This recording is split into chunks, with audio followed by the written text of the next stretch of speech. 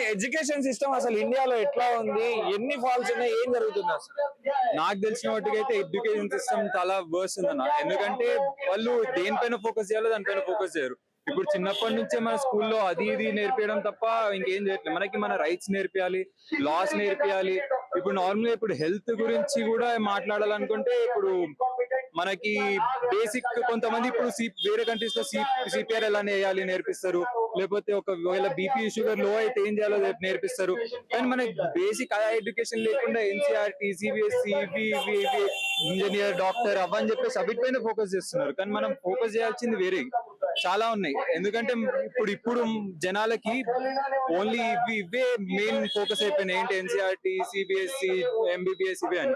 కానీ మనకి basic loss, మన రూల్స్, మనకేంటి ఇప్పుడు ఏదైనా ప్రాబ్లం వస్తే ఎవరిని అడగాలి, ఎవరిని క్వశ్చన్ చేయాలి, క్వశ్చన్ చేసినా ఎవరు మనకి రెస్పాన్స్ ఇవ్వట్లేదు. అంటే ఎంత కరప్షన్ ఉంది అంటే బాగా డీప్ రూటెడ్ ఉంది. మనం ఓన్లీ కరప్షన్ అని అనకూడదు. కరప్షన్ కి రీజన్ ఏంటి? బీజేపీకి సపోర్ట్ చేస్తుంది ఎవరు? ఏంటంటే ఇప్పుడు 2001 నుంచి 2014 వరకు మోడీ సీఎం లాగా చేశారు గుజరాత్ లో. ఆ టైంలో ఎక్కువ ఇన్వెస్ట్ చేసింది, ఎక్కువ సపోర్ట్ వచ్చింది ఏ గ్రూప్స్ కి?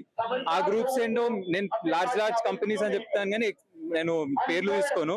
వాళ్ళు చెప్తున్నా లార్జ్ కంపెనీస్ ఉన్నాయి, మనకు తెలిసి ఏ కంపెనీస్ అవి. అక్కడ నుంచి ఆయనకు సపోర్ట్ వచ్చింది. దాంతో ఒక చాయ్ వాళ్ళ కంప్లీట్లీ ఒక గవర్నమెంట్ ని ఎలా అనొచ్చు, ఖాళీ నరేంద్ర మోడీని ఎందుకు ఫోకస్ చేస్తున్నారు? ఇప్పుడు మీరు ఇప్పుడు మీరు పర్టికులర్ గా ఒక గవర్నమెంట్ ని ఎందుకు టార్గెట్ చేస్తున్నారు? Why only Modi? ఇప్పుడు మీరు చూసినట్టయితే వేరే వేరే రాష్ట్రాల్లో, ఇప్పుడు తెలంగాణలో ఇంతకు ముందు బీఆర్ఎస్ గవర్నమెంట్ ఉంది, ఇప్పుడు కాంగ్రెస్ గవర్నమెంట్ ఉంది. బీఆర్ఎస్ గవర్నమెంట్ ఉన్నప్పుడు కూడా ఇక్కడ కూడా పబ్లిక్ ఎగ్జామినేషన్ పేపర్ లీక్ కావడం, అవకతవకలు జరగడం జరిగింది. సో మీరు ఏంటి ఒక పర్టికులర్ గవర్నమెంట్ ని టార్గెట్ చేయడం కరెక్ట్ కాదు. మీరు సిస్టమ్ లో ఏమైనా డిఫెక్ట్స్ ఉంటే దాని గురించి ప్రశ్నించండి, ఎట్లా చేయాలో సజెషన్స్ రాండి. మీరు ఏంది వీళ్ళ ప్రోపగండాలో పడిపోయి, వీళ్ళ దాంట్లో పడిపోయే మంది కంపల్సరీ బీజేపీ చేస్తుంది, అంత బీజేపీ కంప్లీట్లీ రావు అన్నది. బీజేపీ ఎట్లా చేస్తుంది? ఇప్పుడు వీళ్ళ చూడండి అన్న, వీళ్ళ పిలిచి ఓన్ నీట్ ఫుల్ ఫామ్ అడగండి అన్న, సగం మందికి తెలియదు. ఇది అంతా ఏంటంటే జస్ట్ ఒక ప్రొపగండా. నేపాల్ లో ఎట్లయితే జరిగిందో, నేపాల్ లో ఏదైతే జెంట్స్ ని పిలిచి మొత్తం రోడ్ల మీద చేసి అల్లకొల్లని చూద్దామనుకున్నారో, అదే సేమ్ అజెండా ఇక్కడ ట్రై చేద్దామని వీళ్ళు ప్లాన్ చేస్తున్నారు. దానికోసం భారతీయ జనతా పార్టీని పర్టికులర్ గా బదలాం చేస్తారు. ఇదంతా ఆమ్ ఆద్మీ పార్టీ ఇంకా వాళ్ళ అలయన్స్ లో ఉన్న వాళ్ళ కారణం. కేవలం ఇంతమంది రావడం కేవలం టైం పాస్ కోసం వచ్చారంట అన్న. ఇందులో కొంతమంది లిటరలీ ఏ పార్టీకి సంబంధించిన వాళ్ళని నీటి బాధితులు ఎవరైనా వాళ్ళు వచ్చినారు, కానీ వాళ్ళకి వీళ్ళతో ఏం సంబంధం? మీరు మొన్న చూసినట్టయితే కూడా ఢిల్లీలో ఆజాదీ నారాయణ ఇస్తున్నారు. అది ఏందన్నా, మీరు వచ్చి నీట్ ఎగ్జామ్ గురించి మాట్లాడుతారు, దాని గురించి బరాబరా మాట్లాడరు. ఏమేమి అవుతారు అనేదో దాని గురించి మాట్లాడండి. ఒకవేళ మీకు ఎడ్యుకేషన్ మినిస్టర్ తో ప్రాబ్లం ఉంటే అడగండి. నేను కూడా బీజేపీ సపోర్టర్ నేను ఒప్పుకుంటా. మన తప్పుడు మనం ఎగ్జామ్ మీరు కూడా యంగ్స్టరే కదా, ఇంతమంది యంగ్స్టర్స్ ఉన్నప్పుడు వాళ్ళ పక్షాన మీరు ఎందుకు మాట్లాడుతున్నారు? పార్టీ తరఫున ఎందుకు మాట్లాడుతున్నారు? నేను పార్టీ తరఫున ఎందుకు మాట్లాడుతున్నా అంటే, మీరు చూడండి, something is better than nothing. ఇప్పుడు బీజేపీ కాకపోతే బీజేపీకి లాగా ఆల్టర్నేటివ్ బెస్ట్ పార్టీ ఏది ఉందన్న మీరు ఒక్కటి చెప్పండి. కాంగ్రెస్ అంటే మీరు చూసిరు, మీరు చెప్పడం. మీలాంటి యంగ్స్టర్స్ ఒక పార్టీని క్రియేట్ చేయొచ్చు కదా. ఈ రోజు ఇట్లా వచ్చిన పార్టీ క్రియేట్ చేసి దేశాన్ని ముందు తీసుకెళ్ళవచ్చు కదా. వినండి, ఇప్పుడు మీరు ఏమంటారు? ఇట్లాంటి చెత్త పార్టీ అనేది ఎప్పుడు క్లియర్ చేసాం. ఫస్ట్ టైం పార్టీ వచ్చినప్పుడు ఏమనుకున్నాం, అరే చలో బై ఎవరో ఒకళ్ళు యాక్చువల్ పాయింట్స్ గురించి మాట్లాడుతున్నారని మేము అందరం, చాలా మంది, నేనే కాదు చాలా మంది యంగ్స్టర్స్ అనుకున్నారు. తర్వాత వీళ్ళ ప్రోపగండా తెలిసింది. వీళ్ళ స్పోర్ట్స్ పర్సన్ ఏంటంటే ఉమర్ ఖాలిద్ ని సపోర్ట్ చేస్తా అంటాడు. ఇంకా వీళ్ళ ఇంకొక స్పోర్ట్స్ పర్సన్ ఏమో ఇన్స్టాగ్రామ్ లో మన దేవీ దేవతల గురించి నవ్వుతూ హేళన చేస్తూ రీల్స్ చేస్తారు. ఇది వీళ్ళ ప్రోపగండా. వీళ్ళ పని ఏంటంటే కేవలం భారతీయ జనతా పార్టీని దింపడం, అదే వీళ్ళ ప్రోపగండా. వీళ్ళు సరే ఇంత మాట్లాడుతున్నారు, ఎగ్జామ్ వచ్చింది, ప్రీవియస్ గవర్నమెంట్ లలో అయినా నీట్ పేపర్ లీక్స్ గురించి వాటి గురించి ఎందుకు మాట్లాడదు? పర్టికులర్ ఇది నేను కూడా ఒప్పుకుంటున్నా. యాజ్ అ బీజేపీ పర్సన్ ఏంటంటే జరిగింది, ప్రాబ్లం జరిగింది ఇండియా ఎగ్జామ్, దానికి ఏంది ఒర్రడం అది కాదు. ఐదు మంది ప్రాణాలు పోయినాయి స్టూడెంట్స్, దానికి బాధ్యత వహించదా ప్రభుత్వం? డెఫినెట్లీ బాధించారు. ఎవరు స్పందిస్తలేరు కదా. తెలంగాణలో 8 మంది ఎంపీలు, 8 మంది ఎమ్మెల్యేలు ఉండి కూడా స్పందిస్తలేదు కదా. డెఫినెట్లీ దానికి బాధ అవుతుంది. స్పందించలేరు ఎందుకంటారు? మీరు చూసినట్టు నీట్ ఎడ్యుకేషన్ మినిస్టర్ గారు ఏదైతున్నారో వాళ్ళ ఆఫీసర్స్ ఉంటారు చూడు, ముగ్గురో లేదో I'm not sure, subject correction, ముగ్గురు ఇద్దరు టాప్ లెవెల్ ఆఫీసర్స్ సస్పెండ్ చేయడం జరిగింది. దానిపైన ఒక సెపరేట్ కమిటీ చేసి దానిపైన ఇన్వెస్టిగేషన్ జరుపుతున్నారు. మీరు చూసినట్టు ప్రీవియస్ గవర్నమెంట్ లలో కూడా ఇన్ని ఎగ్జామినేషన్స్ ఇవి జరిగినాయి, అప్పుడైతే అస్సలే పట్టించుకోలేరు. మీరు ఇదంతా సింపుల్ ఏంటంటే ప్రాపగండా, ఇది లిటరలీ చెప్పండి. ఇప్పుడు ఆయన మాట్లాడుతూ కేవలం బీజేపీకి సపోర్ట్ చేస్తూ మాట్లాడుతున్నారు. ఆయన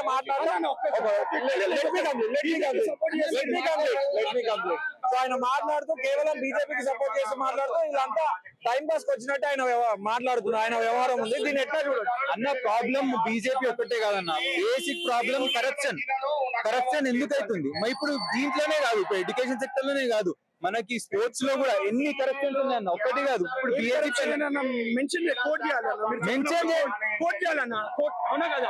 అయితే కోట్ చేసి చెప్పాలి. ఇప్పుడు మొన్ననే మన న్యూస్ లో వచ్చింది, కొంతమంది కబడ్డీ ప్లేయర్స్ ఉన్నారు, వాళ్ళకి అదేంటి లేకపోతే ఏదైనా నేషనల్ ప్లేయర్స్ ఉన్నారు, వాళ్ళకి సపోర్ట్ రాదు, వాళ్ళకి ఏ గవర్నమెంట్ సపోర్ట్ చేయదు. ఏమన్నా సరే ముంగడికి వస్తామన్నా ఆ సెక్టర్ లో వాళ్ళకి సపోర్ట్ చేయకుండా వాళ్ళకి తెలిసిన వాళ్ళకి ప్లేసెస్ ఇచ్చేయడము, లేకపోతే అలా లోపలనే అందరికి అలాట్ అయిపోతున్నాయి. బయట ఎవరికి టాలెంట్ ఉందో వాళ్ళకి రావట్లేదు. అంటే టాలెంట్ ని తొక్కేస్తున్నారు. అది ఒక్క గవర్నమెంట్ అయినా, బీజేపీ అయినా కాంగ్రెస్ అయినా, ఏ పొలిటీషియన్ అయినా, అందరు పొలిటీషియన్ ఇంకా కరప్షన్ ఉంది. మనం కావాల్సి ఇప్పుడు మాట్లాడుతుంది వీళ్ళు ఎడ్యుకేషన్ మినిస్టర్ గురించి, నీటి గురించి, ఓకే నాకు అర్థమవుతుంది, కానీ మనం ఫోకస్ చేయాల్సింది ఎందుకు కరప్షన్ అవుతుంది, కరప్షన్ ఎలా ఆపాలి. ఇప్పుడు ఈ గవర్నమెంట్ కాకపోతే వేరే గవర్నమెంట్ వస్తుంది, ఆ గవర్నమెంట్ ని కూడా మనము పీపుల్ రైట్స్, పీపుల్ లాస్ ఎలా ఎంపవర్ చేయాలి అని చెప్పేసి వీళ్ళు మాట్లాడుతున్నారు. బేసిక్ గా ఒక్క బీజేపీ పార్టీని పట్టుకోవడం, రూలింగ్ పార్టీ కాబట్టి వాళ్ళని క్వశ్చన్ చేస్తారు. రూలింగ్ పార్టీ ఉంది. ఇప్పుడు ఎడ్యుకేషన్ మినిస్టర్ కి ఎడ్యుకేషన్ లేనప్పుడు ఆయన ఎడ్యుకేషన్ మినిస్టర్ ఎట్లా చెప్పు? ఇప్పుడు మన పొలిటీషియన్స్ అందరికి ఒక క్రైటీరియా ఉందన్న, ఏమన్నా వాళ్ళు పొలిటీషియన్స్ అవ్వడానికి లేదు. అందరు ఇష్టం వచ్చినట్టు పొలిటీషియన్స్ అయిపోతున్నారు. ఎందుకు? వేరే పెద్ద పెద్ద కంపెనీలో డబ్బులు ఉన్న వాళ్ళు, పవర్ ఉన్న వాళ్ళు వాళ్ళు కంట్రోల్ చేస్తున్నారు కాబట్టి వాళ్ళు పవర్ కి వస్తున్నారు.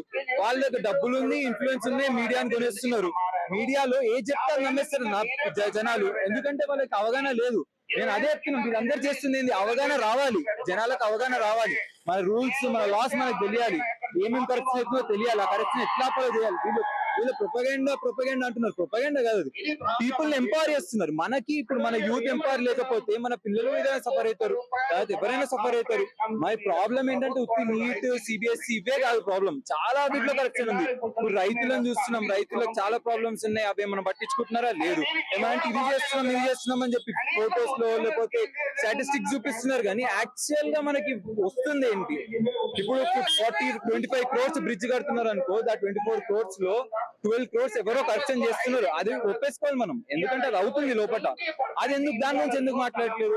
వీళ్ళు ఏంటంటే ప్రోపగెండా, ఇది బీజేపీ పార్టీ తొక్కేస్తున్న. పార్టీస్ గురించి కాదన్న, ఇది ప్రజల గురించి. ప్రజలే ఎంపవర్ అయ్యి క్వశ్చన్ చేశారనుకో, రోడ్లపై దిగారనుకో, వచ్చారనుకో, నడిచారనుకో, వాళ్ళు మాట్లాడితే మనకు తెలుస్తుంది, ఇంకా వేరే వాళ్ళకి తెలుస్తుంది, వాళ్ళు కూడా వచ్చి మాట్లాడగలుగుతారు.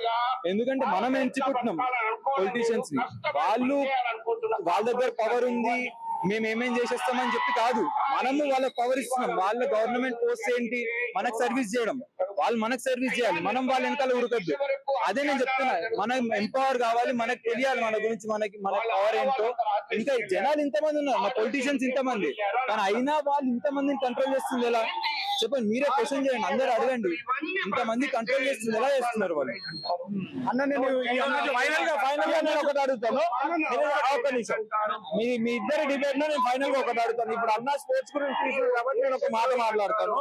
జైషా ఎవరైతే స్పోర్ట్స్ మినిస్టర్ ఉన్నారో, స్పోర్ట్స్ ఇది చేసే జైషా ఉన్నాడో, ఆయనకి ఏం క్రికెట్ నాలెడ్జ్ ఉంది అని చెప్పేసి క్రికెట్ ని రూల్ చేసిన చాలా మంది అడుగుతున్నారు. దీని మీద మీరేం చెప్తారు? అన్న మీ క్వశ్చన్ కి నేను వస్తాను, గుర్తుపెట్టుకోండి. ఫస్ట్ ఈ బ్రదర్ చెప్పిన విషయాలలో నేను చాలా మట్టి పాయింట్స్ కి అగ్రీ చేస్తాను. బ్రదర్ చాలా సెన్సిబుల్ గా మాట్లాడుతున్నారు ఏమని. సో బ్రదర్ చెప్పిన చాలా మట్టి పాయింట్స్ అగ్రీ చేస్తాను, కానీ అందులో కొన్ని ఏంటంటే స్పోర్ట్స్ గురించి బ్రదర్ ఏమంటున్నా అంటే స్పోర్ట్స్ గురించి పట్టించుకోవట్లేదు. స్పోర్ట్స్ గురించి పట్టించుకోకపోతేనే బీజేపీ గవర్నమెంట్ వచ్చిన తర్వాతనే ఖేలో ఇండియా స్పోర్ట్స్ ఇచ్చింది, అదొక పాయింట్. ఇంకొక పాయింట్ బ్రదర్ ఏమంటారు అంటే ఇది ప్రోపగండా కాదంటారు. నేను ఏమన్నా బ్రదర్, మీలాంటి యూత్ ఎవరైతే ఇట్లా సిస్టమ్ లో ఉన్న అవతార గురించి మీరు చాలా బాగా మాట్లాడారు, మంచిగా మాట్లాడారు, ఇట్లాంటి వాళ్ళకి మేము సపోర్ట్ చేస్తాం. కానీ ఇట్లాంటి వాళ్ళు కాంగ్రెస్ జనతా పార్టీ ఏమని వీళ్ళ పేరుకి యూత్ అంటారు, కానీ అన్ని వీళ్ళ ప్రోపగండా నడిపిస్తారు. ఇట్లాంటి వాళ్ళకి సపోర్ట్ చేయం. ఇప్పుడు బ్రదర్ లాంటి వాళ్ళు ఉన్నారు, ఇట్లాంటి బ్రదర్ చెప్పిన వాలిడ్ పాయింట్స్ ఏవైతే రేస్ చేసినా వీళ్ళకి మా సొంతం బీజేపీ పార్టీలో మేము ఉన్నా కూడా మేము వాళ్ళకి సపోర్ట్ చేస్తాం. ఎందుకంటే మేము మీ బీజేపీ పార్టీలో ఉన్నా కూడా ఇట్లాంటి వాళ్ళకి సపోర్ట్ చేస్తాం. ఎందుకు? కొన్ని జెన్యున్ పాయింట్స్, కానీ ఇట్లాంటి వాళ్ళకి సపోర్ట్ చేయం. ఎందుకంటే మీరే చెప్పండి సేపర్. ఇప్పుడు ఉమర్ ఖాలిద్ ఆయన ఎట్లాంటి వాడు అందరు తెలుసు. అట్లాంటి వాళ్ళని వీళ్ళ స్పోర్ట్స్ పర్సన్ వాళ్ళు సమర్థిస్తాడు. వీళ్ళ ఇంకో నేషనల్ స్పోర్ట్స్ పర్సన్ మన దేవి హిందూ దేవతలని అవగాహన చేసి అట్లా అవమానిస్తూ మాట్లాడతారు. అది ఎంతవరకు కరెక్ట్ అన్న?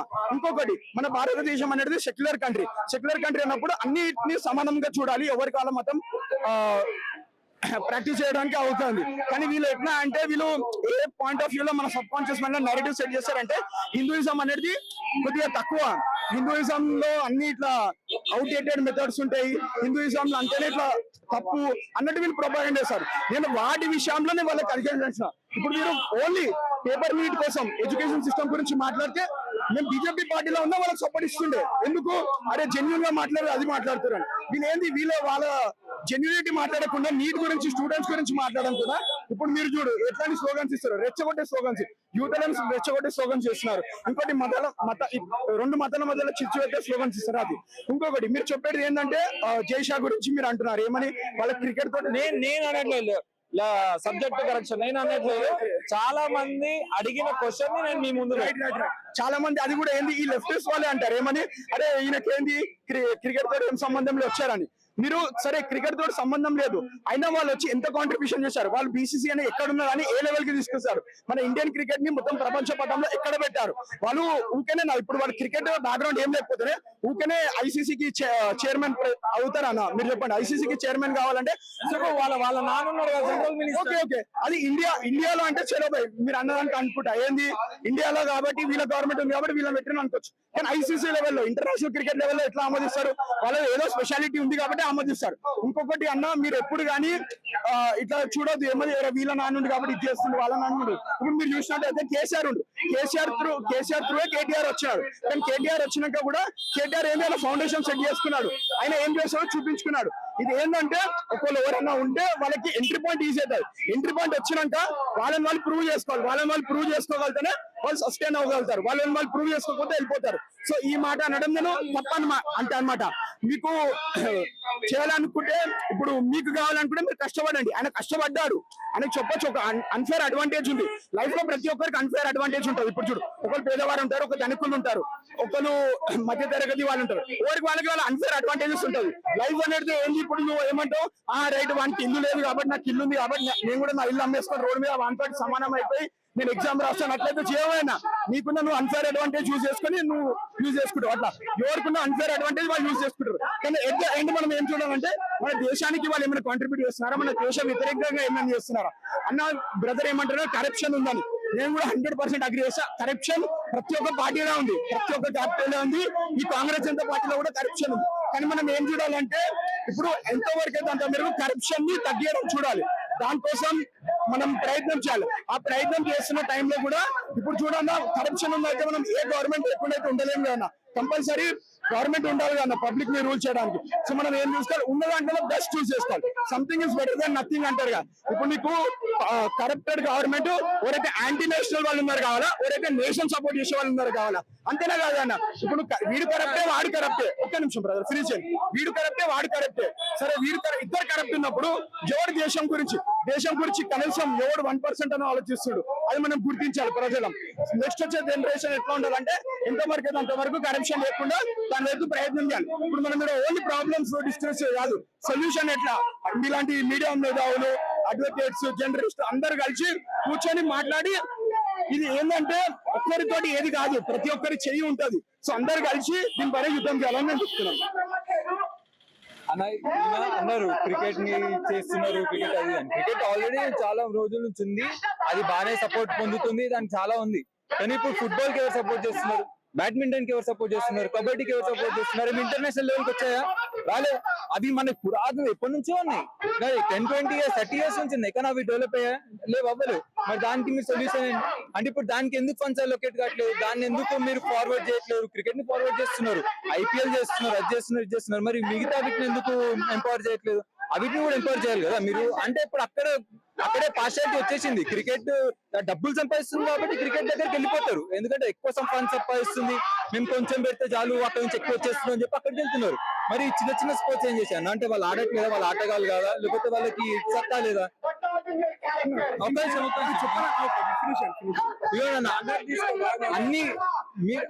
అన్ని పార్టీస్ లో కరప్షన్ ఉంది అని అంటున్నాము. కానీ కరప్షన్ వెనకాల ఎందుకు కరప్షన్ అవుతుంది? ఇప్పుడు పెద్ద పెద్ద వాళ్ళు వాళ్ళకి సపోర్ట్ చేస్తున్నారు కదా కాబట్టి కరప్షన్ అవుతుంది. మనం మాట్లాడాల్సింది కరప్షన్ గురించి కాదు, కరప్షన్ ఎందుకు అవుతుంది, దాని వెనకాల ఎవరున్నారు కారణం. ఆ పెద్ద కంపెనీలు వీళ్ళకి సపోర్ట్ చేస్తే ఎప్పుడైనా ఏదైనా లెవరేజే ఉంటుందన్న. ఫ్రీగా అయితే వాళ్ళు పెద్ద కంపెనీ వాళ్ళు పాలిటిక్స్ కి వాళ్ళు సపోర్ట్ చేయరు. పాలిటిషియన్స్ ఏదో వెనకాల వాళ్ళకి చేసి వాళ్ళకి ఇస్తున్నారు. అంటే ఇప్పుడు ల్యాండ్ అక్యూజేషన్ అయినా, లేకపోతే ఎక్కడైనా బిల్డింగ్స్ కావాలి, అవి కావాలి, ఇవి కావాలి, వాళ్ళు అక్యూజ్ చేయాలి, బిడ్డింగ్ చేయాలి. అలాంటి బిడ్డింగ్ లో ప్రాజెక్ట్స్ కావాలన్నప్పుడు వీళ్ళు ఏం చేస్తున్నారు, వెనకాలనే వాళ్ళకి తెలిసిన వాళ్ళకి, లేకపోతే వాళ్ళకి అవసరం ఉన్న వాళ్ళకి ప్రాజెక్ట్స్ ఇచ్చేస్తున్నారు. వాళ్ళు అక్కడ ఏం చేస్తున్నారు, కరప్షన్ ఎక్కువ ఉన్న చోటు వాళ్ళు కరప్షన్ చేసేస్తున్నారు, డబ్బులు తీసేసుకుంటున్నారు, లో క్వాలిటీ మెటీరియల్స్ కన్స్ట్రక్షన్ చేసేస్తున్నారు. మరి ఇదే లోపల అవుతున్నప్పుడు మనం దాన్ని ఎలా ఆపాలని చెప్పి అవుతున్నాం. ఇవన్నీ సెకండరీ కాన్సెప్ట్స్, ఇవన్నీ కరప్షన్ అని చెప్పి కరప్షన్ వెనకాల ఎందుకు అవుతుంది అది ఫస్ట్ ఆలోచించాలి మనం. Okay brother let me conclude. Brother ఏమంటున్నారు అంటే ఓన్లీ క్రికెట్ కి ఎందుకు చేస్తున్నారు, వేరే స్పోర్ట్స్ కి చేయట్లేరు అని బ్రదర్ అంటున్నారు. బ్రదర్ మీరు వచ్చినట్టయితే ఇప్పుడు నరేంద్ర మోడీ గారు గవర్నమెంట్ వచ్చినట్టు మనం ఫ్యాక్ట్స్ మాట్లాడుకోవాలన్నా, ఉన్నట్టు మాట్లాడుకోవాలి. నరేంద్ర మోడీ గారి గవర్నమెంట్ వచ్చినప్పటి నుంచి ఇప్పుడు మీరు చూడొచ్చు, ఖేలో ఇండియా గేమ్స్ వచ్చినాయి. మీరు ఏమంటారు బ్రదర్, ఏమంటారు ఓన్లీ ఐపీఎల్ కే సపోర్ట్ చేస్తారు. మీకు తెలుసా ఇండియాలో ఐఎస్ఎల్ అని ఉంది ఫుట్బాల్ కోసం, దానికి కూడా గవర్నమెంట్ ఏంటి ఐఎస్ఎల్ జరిపిస్తుంది, ఫుట్బాల్ ప్లేయర్స్ ఎంకరేజ్ చేద్దామని చేద్దాం. కానీ అన్లెస్ అని అంటే ప్రజలు వెళ్ళి చూడకపోతే గవర్నమెంట్ ఎంత ఇన్ఫ్రాస్ట్రక్చర్ ప్రొవైడ్ చేసినా, ఎంత ఫండింగ్ ఇచ్చినా, ఎన్ని గేమ్స్ ఆర్గనైజ్ చేసినా, ప్రజలు వచ్చి చూసి ఆ గేమ్ ని ఎంకరేజ్ చేస్తేనే ఆ గేమ్ డెవలప్ అవుతుంది అన్న. ఒక్క మాట, ఇప్పుడు మంచి పాయింట్ చెప్తున్నారు, ఎంకరేజ్ చేస్తున్నారు అని. మన నేషనల్ గేమ్ ఏదన్నా మన అన్న యాజ్ ఆఫ్ నౌ మనకి ఒఫిషియల్ గా చాలా మంది ఏమంటారంటే హాకీ మన నేషనల్ గేమ్ అంటారు, కానీ ఒఫిషియల్ గా మనకు నేషనల్ గేమ్ లేదని సబ్జెక్ట్ కరెక్షన్ నేను తప్పంటే నన్ను కరెక్ట్ చేయండి. నా నాలెడ్జ్ ప్రకారము హాకీ ఇప్పుడున్న జీకే ప్రకారం నేషనల్ గేమ్ హాకీ అంటారన్న. అది ఎంత హాకీలో సునీల్ ఛెత్రి ఐడియా ఉందా మీకు? పేరుందానన్న. సో ఇప్పటి వరకు తనకు సపోర్ట్ దొరకలేదు. తను రిటైర్ అయ్యేటప్పుడు కూడా ఏడ్చుకుంటూ వెళ్ళినారు. నేషనల్ గేమ్ ని పక్కన పెట్టి ఇంటర్నేషనల్ గేమ్ ని తీసుకొని ఎగ్జాక్ట్లీ అన్న మీరు చెప్పండి ఎంత మట్టు కరెక్ట్. అది ఎట్లా తెలుస్తుంది, ఇప్పుడు ఇది మనకి ఎట్లా తెలిసి వచ్చింది, పబ్లిక్ అందరు కలిసి అరే ఇది ఇట్లుంది క్వశ్చన్ రేజ్ చేసారు, అరే మీరు ఎందుకు సపోర్ట్ చేయరా. ఎప్పుడు కానీ అటెన్షన్ స్పాన్ ఎక్కడ ఉంటుందో ఆటోమేటిక్ గా స్పోర్ట్ డెవలప్ అవుతుంది. ఇప్పుడు ఆయనకి ఎందుకు ఇంత హైప్ వచ్చింది ఇన్ని రోజులు రాంది హైప్ అంటే ఎందుకు ఇంత లైమ్ లైట్ లోకి వచ్చిండు, మనం అందరం మీలాంటి వాళ్ళు మాలాంటి వాళ్ళు ఏంటంటే ప్రాబ్లమ్ ని హైలైట్ చేసాం. అట్లనే ప్రతి ఒక్కరు ఆడియన్స్ కూడా అందరు కేవలం క్రికెట్ స్పోర్ట్ కాకుండా ప్రతి ఒక్క స్పోర్ట్ లో వాళ్ళ ఇంట్రెస్ట్ పెట్టి అవి వెళ్ళి చూసి అవి ఇట్లా నేర్చుకోవడం చేస్తుంటే ఆటోమేటిక్ ప్రతి ఒక్క స్పోర్ట్ డెవలప్ అవుతుంది. ఇప్పుడు ఆడియన్స్ వెళ్ళి ఆ స్పోర్ట్ ని ఎంకరేజ్ చేయకపోతే, ఆ స్పోర్ట్ ని చూడకపోతే, ఆ స్పోర్ట్ ని ఆడకపోతే గవర్నమెంట్ కానీ ఇంకెవరు కానీ ఎన్ని డబ్బులు పెట్టినా అది సక్సెస్ కాదన్న. మీరు చూసినట్టయితే ప్రో కబడ్డీ లీగ్ కొంచెం దానికి సపోర్ట్ ఇచ్చారు. కబడ్డీ కూడా ప్రో కబడ్డీ ఎప్పటి నుంచి వచ్చిందో కబడ్డీ కూడా లైమ్ లైట్ లోకి వచ్చింది. ఫుట్బాల్ కూడా ఐఎస్ఎల్ వచ్చినాక ఎంతో వరకు అట్లా మీదకి వచ్చింది. అట్లా ఇప్పుడు ప్రతి ఒక్క స్పోర్ట్ లైక్ వాలీబాల్ కానీ ఇప్పుడు ఐపీఎల్ ఉన్నట్టు వాలీబాల్ లో కూడా టోర్నమెంట్స్ ఉన్నాయి, ఖోఖోలో కూడా టోర్నమెంట్స్ ఉన్నాయి. కానీ వీటికి ఎందుకు ఇంత లైమ్ లైట్ వస్తలే, అవి కూడా టోర్నమెంట్ జరిపిస్తున్నారు కదా, ఎందుకు పబ్లిక్ చూడట్లే. అన్లెస్ అని అంటే పబ్లిక్ చూసి పబ్లిక్ దాన్ని ఎంకరేజ్ చేస్తేనే ఆ స్పోర్ట్స్ కి డెవలప్మెంట్ ఉంటుందని నేను చెప్తున్నాను.